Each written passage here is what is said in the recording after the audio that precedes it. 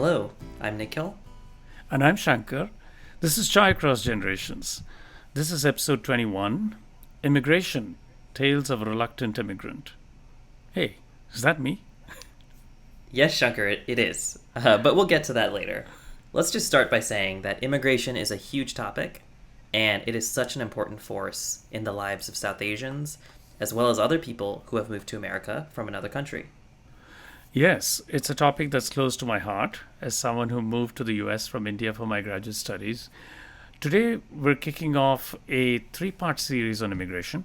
And in this episode, we cover a number of topics, including what immigration is, why I once considered myself a reluctant immigrant, and how we can honor the stories of immigrants even after we've immigrated ourselves. We do a bit of a role reversal in this one because I typically bring more of the personal stories and anecdotes to our podcast, while Shankar brings more of the theoretical knowledge and research. But it's completely reversed in this episode. So I want to give you a shout out, Shankar, because you really open up about a topic in immigration that is important and emotional for you in this episode. Yes, and I want to thank you for creating space for me to share my story on this episode. I hope this conversation serves as an example for others, particularly in the younger generations, about how we can learn to sit with and listen to the immigration stories of older generations. Absolutely. It was my pleasure, Shankar. We'll come back at the end to wrap things up. Here we go.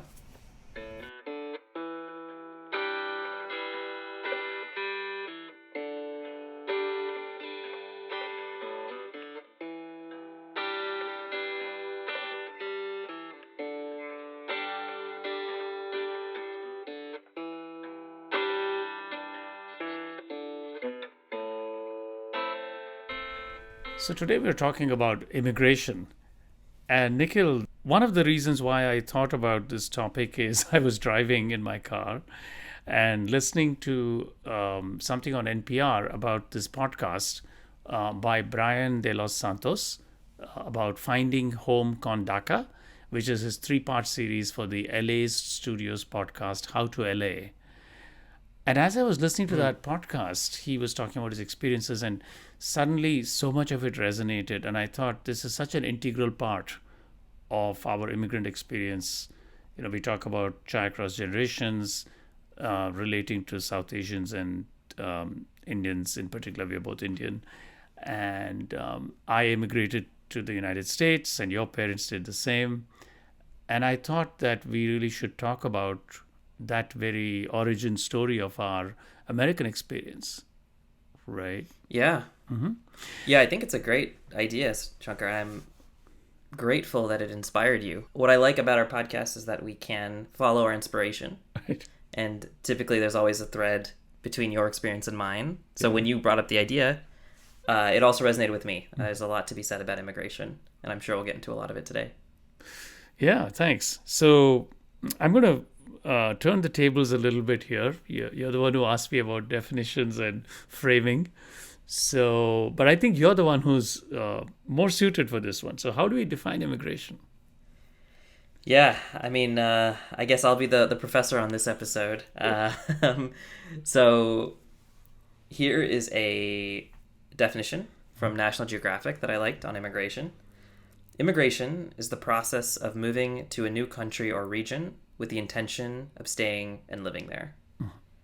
And they also note that there are many reasons why one might immigrate: employment, to escape a conflict, reunite with family, education, give your kids a better life. There are many motivations, potential motivations behind immigration. It's such a powerful force. That's what struck me as I was thinking about this episode. It is an incredibly powerful force that has changed the fabric of my life, absolutely. When my parents immigrated here, and I was young, I was 2 at the time. But that's maybe the conceptual framing behind immigration. Anything you'd add to that, Shankar? Yeah, I think that's a very useful starting point. And, you know, as I live in this country, and, you know, anyone who's living in any country in the modern world today has to think about this, you know, sovereignty of borders versus, humanitarian treatment, having a well thought through policy, some of which I think is really lacking in the country at this point. and also the forces that drive immigration, like you said, could be an economic gradient. Why did those gradients arise? And I'm hoping we'll get into some of that later in the discussion. But today I'm going to play. I'm going to channel my inner Nikhil and maybe talk a Yes. lot about personal experiences. So I'm really excited to do this because we're going to sort of flip hats here and see how that works out. Yeah, I'm excited. And I did want to mention that immigration almost feels like an invisible force once you've done it, in some ways, right? That's what struck me as I was thinking about this topic a little bit. And I was reading a chapter of a book by Shreya Bandari, and the chapter is called The History of South Asians in the United States. And she outlines immigration over the last several centuries. The main takeaway that I took was South Asians have been coming to the United States in some form or another since 1700s. But in early times, from 1700 up to 1965, these immigrants came in primarily as laborers, and they faced a lot of anti-Asian discrimination, as did other groups. And then things flip in 1965 with the Immigration Act, which happened at the height of the Civil Rights Movement. And it allowed more skilled workers and their families to enter the country. It eliminated a quota that preferred Western Europeans at the time and opened the floodgates to immigration. And I think a lot of our family stories, to at least the South Asian family stories, to the United States start sometime after 1965. But I think it's just important to realize that's not that long ago. Yeah, very interesting. Yeah, 1965. thanks for sharing that. I didn't know, but the history of it dates so far back. Why do you call it an invisible force? I'm just curious. Yeah, I guess I mean in the sense of it almost becomes invisible. And this is actually one of my why I'm passionate about talking about this topic is I worry that as time goes on, we will lose the thread or the appreciation of the immigration story, especially for younger generations. And, I was born in India. Right. My family and I moved to Ireland when I was 2, and then we moved to the US when I was 3. So technically, I'm a late first generation immigrant who doesn't really remember the story because I was too young probably to remember it. Right. So even for myself, I worry about losing that appreciation for the immigrant story. And then you think about a generation later, 2 generations later, I think there's a real risk there. I'm so glad you brought that up because that is something that I would also like to talk about and may come back to it, as you said, maybe a little later in our Yeah. discussion. Right. Yeah, and to your point, I want to be clear that it's a very prevalent force, but I worry that it can fade into the background in terms of feeling invisible if we didn't immigrate recently, right? Or if we haven't seen an experience of immigration So true. to someone near to us. So true. So true. Yeah. Yeah. So let me ask you, what was your experience immigrating to the US?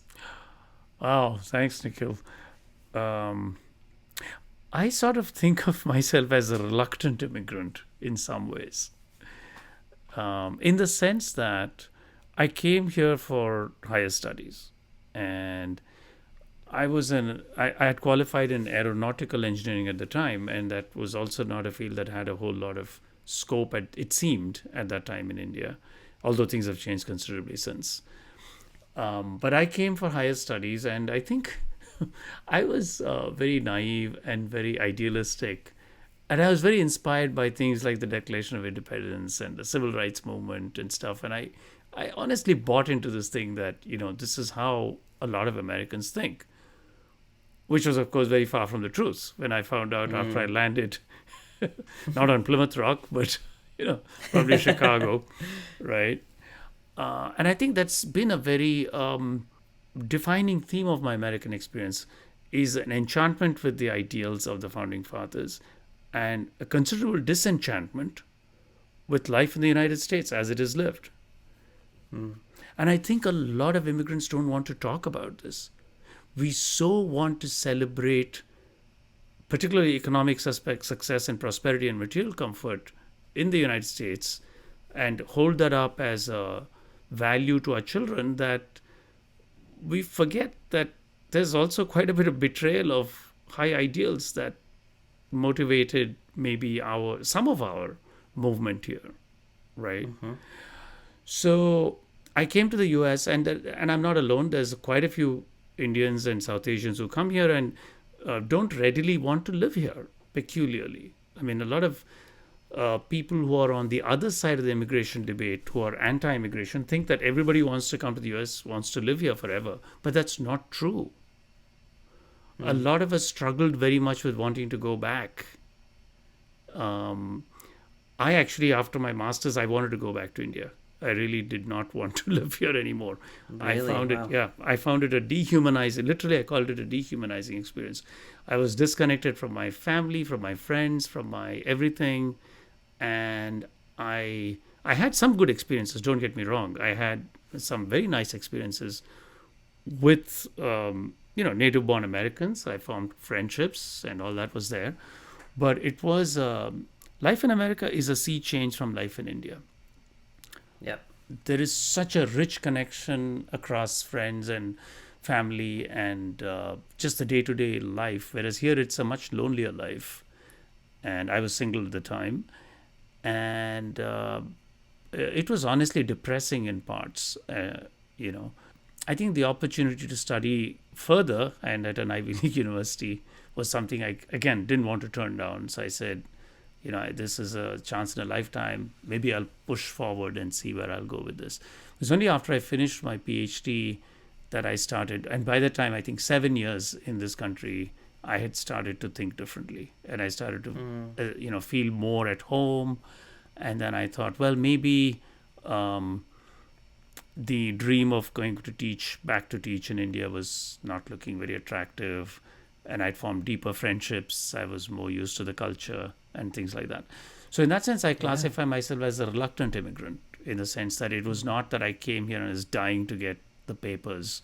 It took me a very, very long time, in fact, to file for some things, and some of it was not was also outside my control. A lot of people don't, of the younger generation, don't understand that if you come in on a student visa, it takes you a very, very long time to go through being a temporary worker to then becoming to get the immigrant visa to be a permanent resident and then finally become a citizen. Yeah. And even the transition from a permanent resident to a citizen is not an easy thing as most people think. It's a very emotional thing because you're now disavowing your allegiance to your country of origin. Mm. Mm-hmm. Some of us actually did think, like, what if US and India go to war? Which side will you be on? Mm. These are things that it's not just a thing of signing a paper. At least for me, it never was, right? Yeah.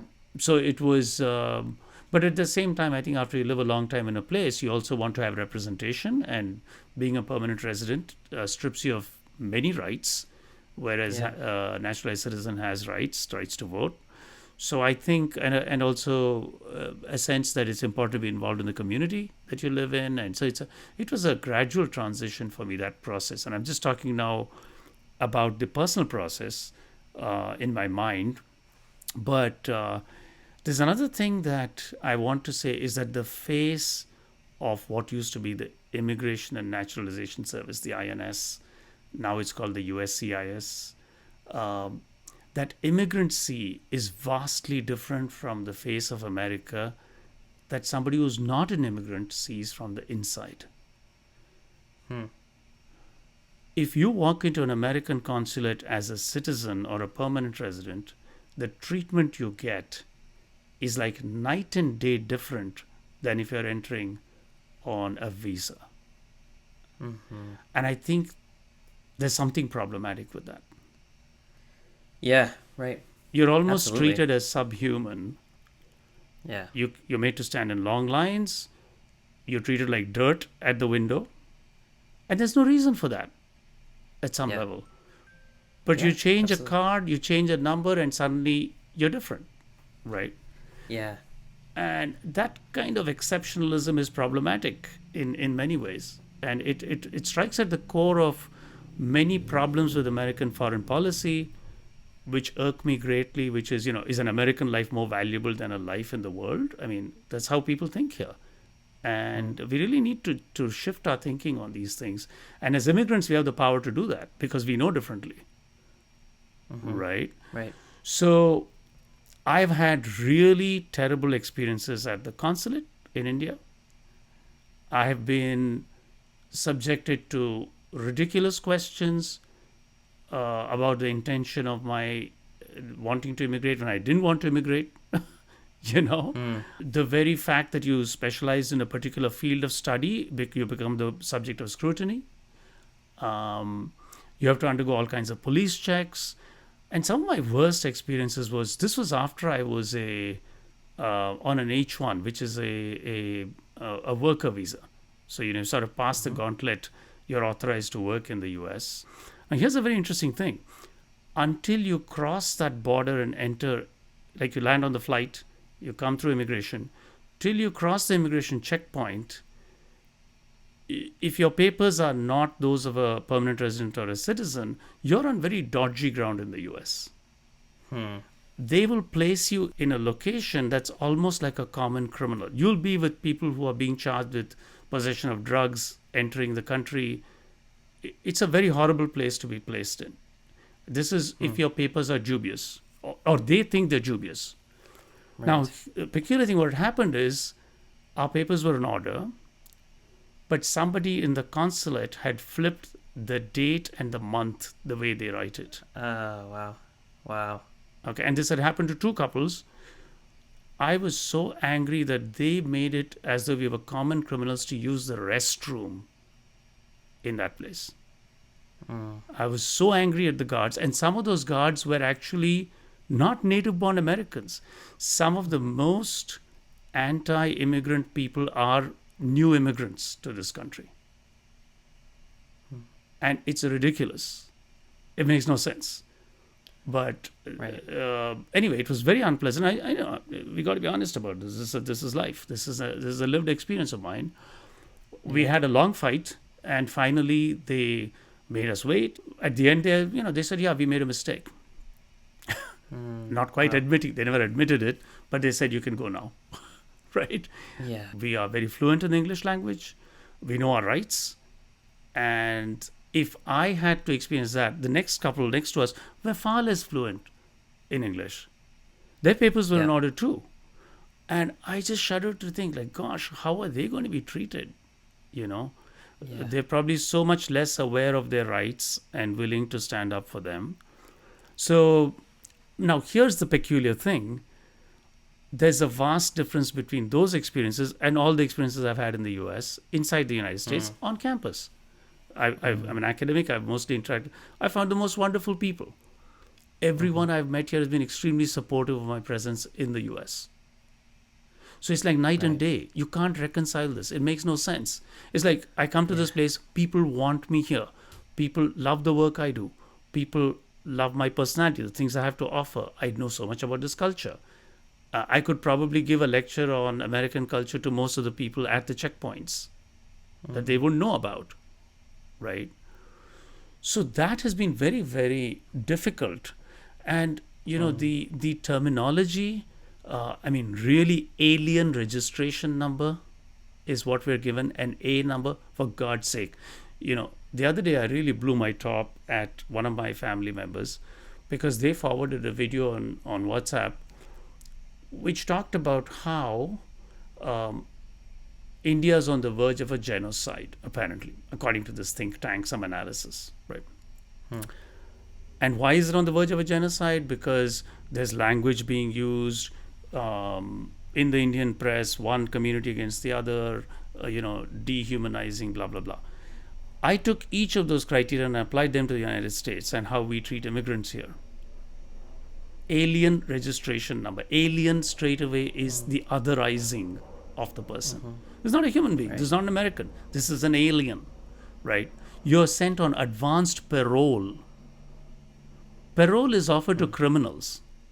You've done nothing criminal. You're just getting your papers. I mean, why do you think they invented this terminology, Nikhil? It is grotesque. It's grotesque. Right. It's inexcusable. There's no country that can say Declaration of Rights, we the people, blah, blah, blah, blah, blah, motherhood and apple pie, and have this kind of terminology in your USCIS. It's still not been struck down. Right.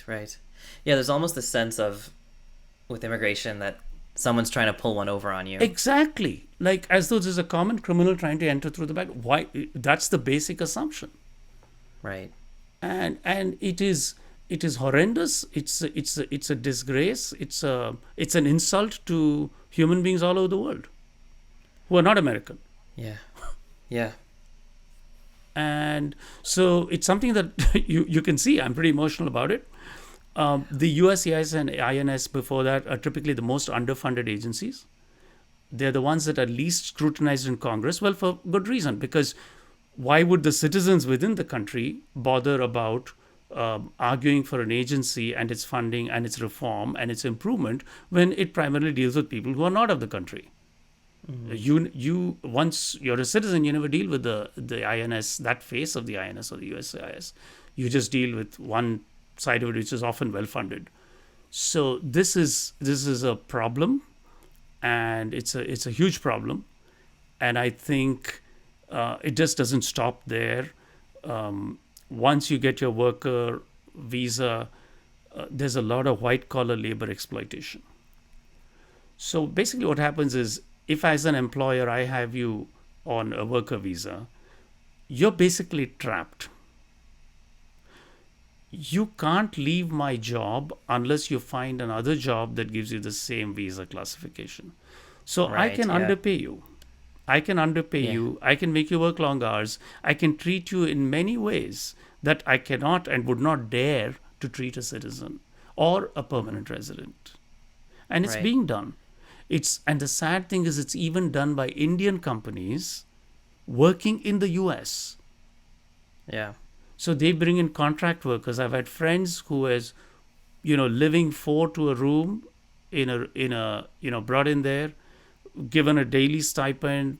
Just it's it's labor exploitation at the white collar Yeah. level. It's not, and yet I don't mean to say and be so myopic to recognize that, of course, there is far worse labor exploitation at the farmer level, the migrant worker level. I'm not trying to turn a blind eye to that, and some of it is a lot more egregious and a lot more noteworthy, and something that has to be fixed more urgently. But it's there at the white collar level too, Right. and I think we shouldn't forget that. Yeah. Yeah, and I just want to say, I Right. mean, thank you, Shankar, for opening up and speaking about this. Right. It is, as you said, it's emotional for you. It's a huge part of your experience, I imagine, for Right. years and years. Right.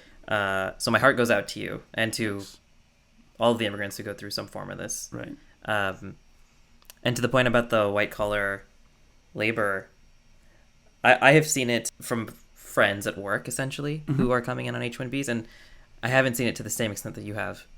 But there's so much anxiety around it, right? Like, you have the H-1B lottery, and then just the process of getting to know that you are on stable ground. It always feels like you're on shaky ground. Right. That's how I'd maybe summarize it.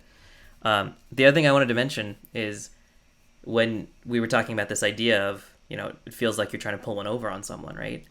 So the other part of being an immigrant, so for me, right, as late first generation, I guess kind of second generation immigrant, Right.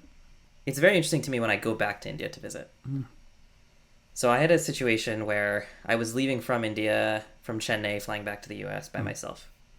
And, you fill out all these forms. There's so many forms at the airport, right? And for a long time at least in South India, like in Chennai or Bangalore, when you flew out, you had to have your paper, with your itinerary and all that. And if you didn't have that, they wouldn't let you into the airport at all. In the era of smartphones, you can now pull it up on your smartphone. It's fine. Okay. But for a long time, you couldn't, right? Like, they literally would not let you in unless you had the itinerary printed out to even enter the airport. Okay. So I entered. I was flying alone. And so I go up to immigration on my way to leave the country, right? I'm going back to the U.S. I have an American passport. Right. And my immigration officer looks at me. He looks at the address I put on the form. It says in Salem, which is a town near Chennai. And he says, "Where in Salem is this address?" Now, as I think maybe a lot of Indian kids or South Asian kids who go back to India know, once you get there, you're kind of a lot of us hang out with our families. We're transported around with the families. Right. We have no idea what's going on, in terms of geography, right? Right. So I knew enough to say, "Oh, it's by the bus stop." I knew it was by the bus stop. To which he says, "Which one? Old bus stop or new bus stop?" and this, I was feeling this feeling of like, you think I'm trying to pull one over on Right, you, right? right. And so I said, I think it's the old bus stop. And he was like, oh, where is that near? Like, how close to the old bus stop is your place? Right. At that point, I kind of threw my hands up, Right. and I was like, I don't know. I Right. really don't know. I come here to visit my family. Right. I know it's nearby. I don't really know Salem all that well. And he kind of like sighs, stamps my paper, and lets me go. But I was just connecting to that Yeah.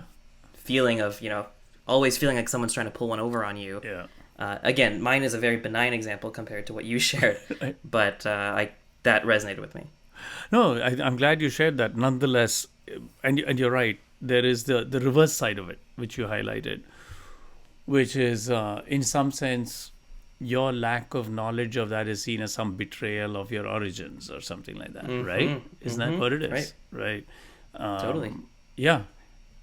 And I have experienced that when you present a foreign passport, you do get that. Yeah. Sometimes. Yeah. Yeah. Let me ask you this, because as you were speaking, I was also thinking about something. So, if we look at the South Asian immigrant story, it's deeply inspirational, and at the same time, kind of a cliche, because we see so many people, we see so many examples of it, right? It's again, it's on one hand, it's the most incredible thing ever, because what you did, what my parents did, what many first generation immigrants do, to come from a society that is less wealthy, to cross oceans, to surmount the odds, to create a life in a society that is so dissimilar to the one back home. Right. As you know, I'm working on a coaching paper right now that is comparing kind of Asian culture and American culture, but on so many dimensions. South Asian countries and America are different. Relationship to authority, relationship to individualism and collectivism, autonomy, conformity, tradition, all of those things, right? You move to this society that is so dissimilar, and you create a life for yourself, and you create this wealth, you create generational wealth for your family. Right. Like, that is an incredible story. That is as inspiring as any Hollywood story you can imagine. Right. But at the same time, it can be kind of a cliche, this idea of, I showed up here with 2 bags and $100, right? And 2 kids. Right. And that's what I'm trying to square away, is this, I don't want to, like, how do we balance those two understandings, right? Right. So I think it is a broader story than that. And it also, one thing that you mentioned also triggered a couple of other reasons for immigration that I wanted to share with you. One is that there are a couple of things about India which maybe, I know I don't mean to be hurtful to Indians who are living in India, but they're well aware of what I'm talking about, is that at a low level, and I mean here at the level of the way an ordinary citizen interacts with the bureaucracy and the government, there's a lot of corruption in India. And I'm not saying that there is no corruption in the United States, don't get me wrong. There's quite high levels of it too, and at very, very high levels of the government. But at the low level, when I was growing up, that was very frustrating to me. It's like I couldn't get anything done in a straightforward way. I couldn't fill out an application, get something done that required a government approval in an honest way, And one of the attractions of coming to the US was, and I think it has been largely borne out, I would say about 95% of the time, was that you got a fair shake. You didn't have to, pass money under the table or or bribe someone in order to get something as simple, many simple things in life, which we take for granted, like getting your driver's license or buying a house or something like that. So I think that was a motivation. That I also need to say what aspirational things were satisfied, and I think that was satisfied to a very large extent, and that's in some sense a success story.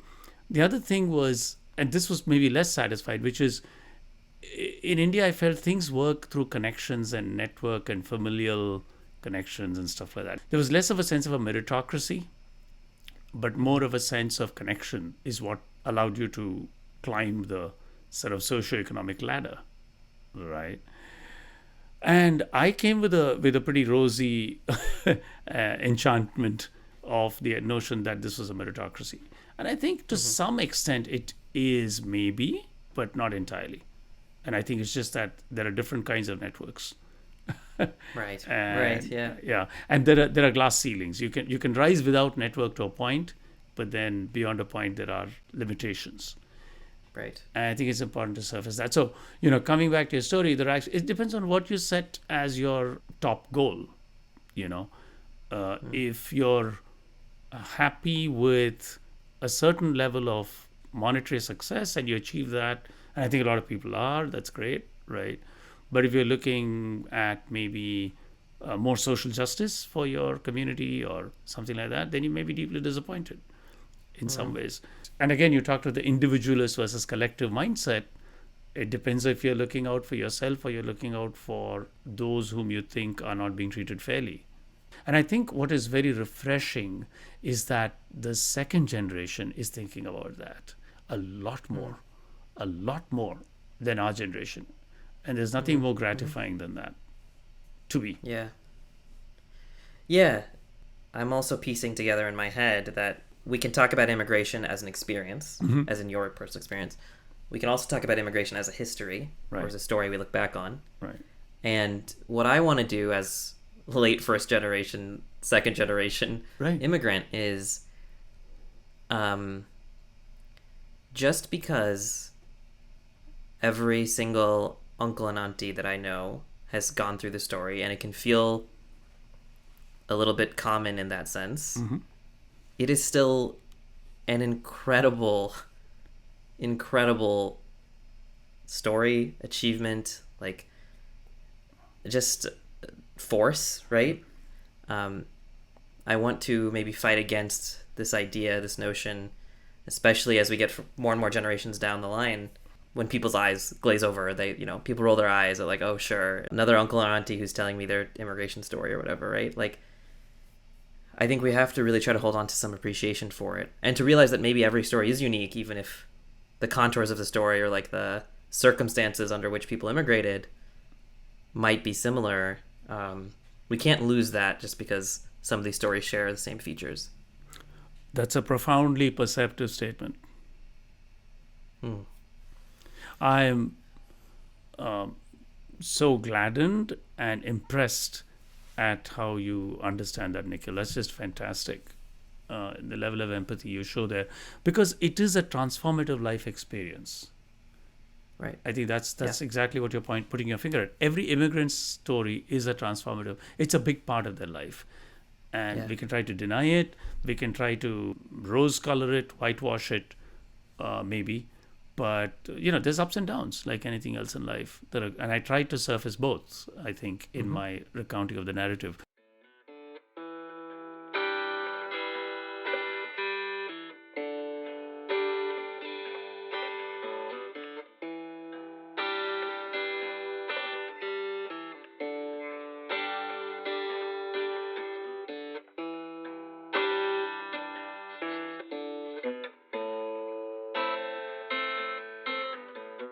That wraps up the first part of our discussion on immigration. What are you taking away from the conversation, Shankar? It felt so good to share my story of immigration with you, Nikhil, and to feel seen and heard and validated by your presence and response. It was really powerful because it came from your generation and someone who hasn't had those experiences. I felt it brought us much closer. And for me to share my deeply personal story and to be heard and understood. It also gave me a chance to reflect on the many good and positive aspects of immigration and the growth and evolution of myself as an individual and of our diaspora. Yeah. Thanks, Shankar. Thank you for sharing that. What are you taking away from the conversation, Nikhil? So mine is similar to yours. I guess maybe it's the flip side of yours. It's really important to appreciate the stories of those in our community, especially our elders. Most of the time, just listening to someone's story can help them tremendously to process and make sense of their lives and their emotions. And I'm glad I could do that for you in this conversation. I'll admit that sometimes I can be dismissive or shrug off someone's personal experience when I feel like I've heard that story before. But actually, when you think about it, every single person and every single experience is pretty unique. So I'm hoping I can lean into my curiosity more when I'm talking to older generations, so that I can be as fully present as possible for them especially on topics that are as important and personal as immigration. I think that's a wonderful and heartwarming sentiment, Nikhil. As we discussed, I actually think that that process of immigration is a very transformative aspect in one's whole life, if one actually Yeah. reflects on it. So I believe the attitude that you talk about and that you exemplify will contribute greatly to improved communication across generations. Yeah, thank you. And it's an aspiration as well. I don't get there all the time, but the more I'm aware of it, the more I can show up as that fully present self and hopefully, contribute back to our community. So that's where we'll leave it for now, and we'll come back next time to explore more aspects of immigration, including the link between first and second generation immigrants and what we expect of one another. As always, subscribe to our podcast and please leave us a rating on Spotify or wherever you get your podcasts. This really, really helps new people find our show, and we want to thank you all for listening. See you all next time.